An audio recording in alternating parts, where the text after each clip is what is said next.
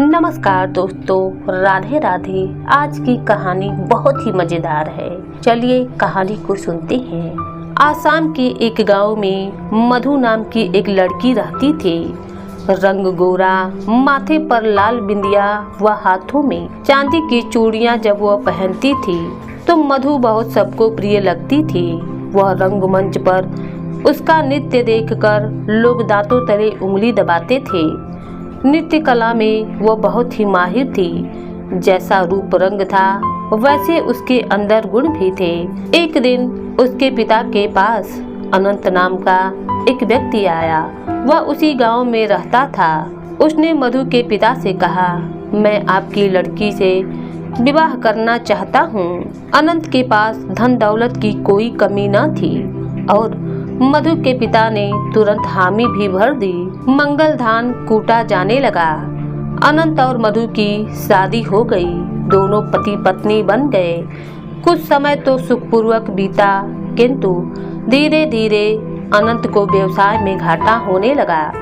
देखते ही देखते अनंत के घर में गरीबी छा गई।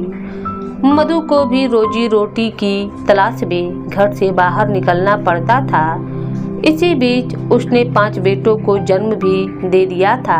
एक दिन पेड़ के नीचे दबने से अनंत की आंखें चली गईं। मधु को 5 बेटों से बहुत उम्मीदें थीं।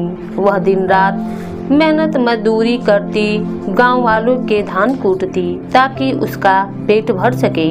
मधु भगवान से प्रार्थना करती थी कि उसके बेटे योग्य बने, किंतु 5 बेटे बहुत ही आलसी थे और नालायक किस्म के लड़के थे।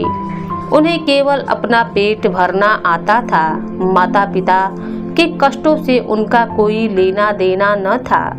मधु ने मंदिर में ईश्वर से प्रार्थना की कि उसे एक मेहनती और समझदार पुत्र पैदा हो, परंतु उसने बालक की जगह एक सांप को जन्म दिया। जन्म लेते ही सांप जंगल में चला गया। मधु अपनी फूटी किस्मत पर रोती रही। मधु के 5 बेटे उसे ताना देते थे, तुम माँ हो या नागिन हो, एक सांप को जन्म दिया है। अनंत के समझाने पर भी लड़कों के स्वभाव में कोई अंतर नहीं आया। कई दिन ऐसा भी आता था जब घर में कुछ भी खाने को न होता था। 5 बेटे तो मांग मांग कर खा आते थे। अनंत और मधु अपने छठे सांप बेटे को याद करके रोते रहते थे। एक रात मधु को सपने में वही सांप दिखाई दिया। उसने कहा, माँ, मेरी पूंछ सोने की है। मैं रोज घर आऊँगा, तुम मेरी पूंछ से 1 इंच हिस्सा काट लिया करना। सोने को बेचकर घर का खर्च आराम से चलेगा। मधु ने मुंह पर हाथ रखकर कहा, ना बेटा, अगर मैं तुम्हारी पूंछ काटूंगी तो तुम्हें पीड़ा होगी। नहीं माँ, मुझे कोई दर्द नहीं होगा। सांप ने आश्वासन दिया और लौट गया। वही सपना मधु को 7 रातों तक लगातार आता रहा। 8वें दिन सचमुच सांप आ पहुंचा। मधु ने कमरा भीतर से बंद कर लिया। डरते डरते उसने चाकू से पूंछ पर वार किया। सचमुच उसके हाथ में सोने का एक टुकड़ा आ गया। सांप की पूंछ पर कोई घाव भी नहीं हुआ। माँ से दूध भरा कटोरा पीकर सांप लौट गया। मधु ने वह सोना बेचकर और घर का जरूरी सामान ले आई। शाम को खाने में पीठा और लड्डू देखकर लड़के चौंक पड़े। मधु ने झूठ बोल दिया कि उनके नाना ने पैसे दिए थे। इसी तरह सांप आता रहा और मधु घर चलाती रही। उसका झूठ ज्यादा दिन तक नहीं चल सका। बेटों ने जोर डाल दिया तो मधु को पैसों का राज बताना ही पड़ा। बड़ा लड़का दुत्कारते हुए बोला, मूर्ख माँ, यदि हमारे सांप भाई की पूरी पूंछ सोने की ही है तो ज्यादा सोना क्यों नहीं काटती। छोटा बोला, हाँ, इस तरह तो हम कभी अमीर नहीं बनेंगे। रोज थोड़े थोड़े सोने से तो घर का खर्च ही पूरा पड़ेगा। मधु और अनंत चुपचाप बेटों की बातें सुन रहे थे।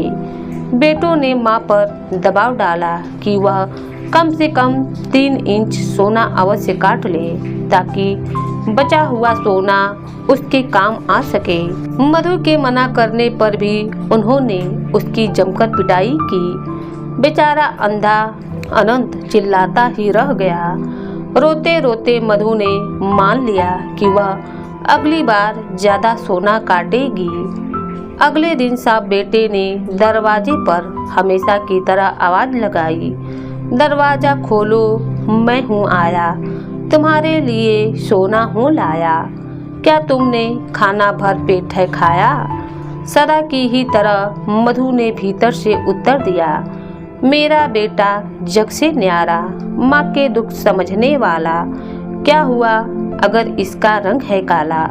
सांप भीतर आया, मधु ने उसे एक कटोरा दूध पिलाया। बेटे की मार से उसका अंग अंग दुख रहा था। उसने नजर दौड़ाई, पांचों बेटे दरारों से भीतर ही झांक झांक कर उसे जल्दी करने को कह रहे थे। मधु ने चाकू लिया और पूंछ का 3 इंच लंबा टुकड़ा काट दिया। अचानक चाकू लगते ही पूंछ से खून की धार बहने लगी।